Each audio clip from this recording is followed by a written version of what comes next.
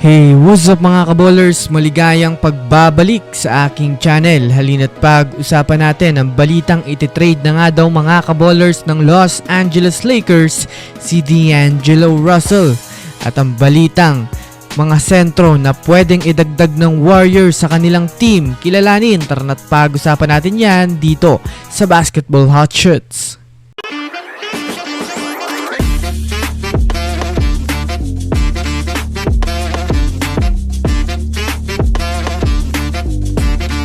Una nga muna tayong dumako mga kaballers sa balita patungkol sa ititrade na nga daw ng Lakers si D'Angelo Russell.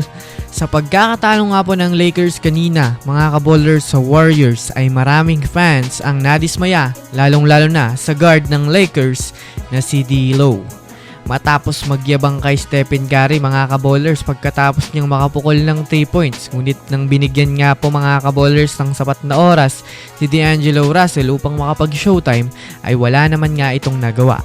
Dahil nga doon mga kaballers ay mas pinainit lang nga nito ang Warriors para mas lalong umiskor at tambakan sila. Kaya naman maraming ang mga fans mga kaballers ang nagsasabing i-trade na nga daw si D'Angelo Russell lalo pat wala rin naman nga daw malaking improvement ang kanyang laro.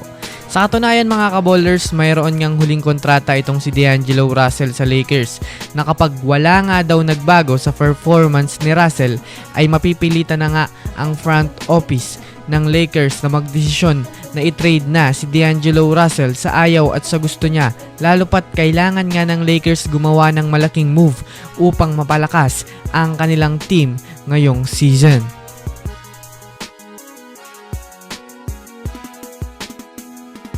Samantala, dumako naman tayo mga kaballers sa balitang perpektong sentro nga daw para sa Warriors upang maresolbahan ang problema nila sa front court.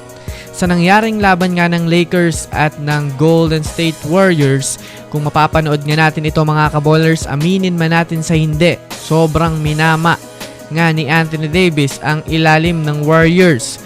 Bukod pa dyan, sobrang bilis lang nga mga kaballers para sa Lakers na makascore sa ilalim ng basket. Kaya talaga namang masasabi nga natin mga kaballers, kahit man nga po maraming scorer at shooter, ang Warriors ay mahina pa rin nga talaga ang kanilang front court.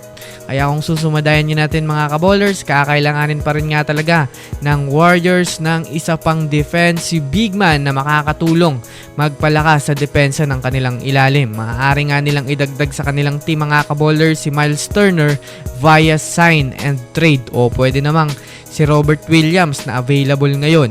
Kaya labas mga Warriors fans, kung kayo nga po mga kaballers ang papipiliin, sino nga ba ang nababagay na big man ngayon sa Warriors para mag-improve ang kanilang front court? I-comment nyo na yan sa ibaba. So yun lamang mga kaballers, yan lang naman ang pag-uusapan natin ngayon. Pindutin na ang subscribe and hit nyo na rin ang notification bell para sa mga susunod na updates sa mundo ng basketball. Again, this is Basketball Hot Shots. Thanks for watching.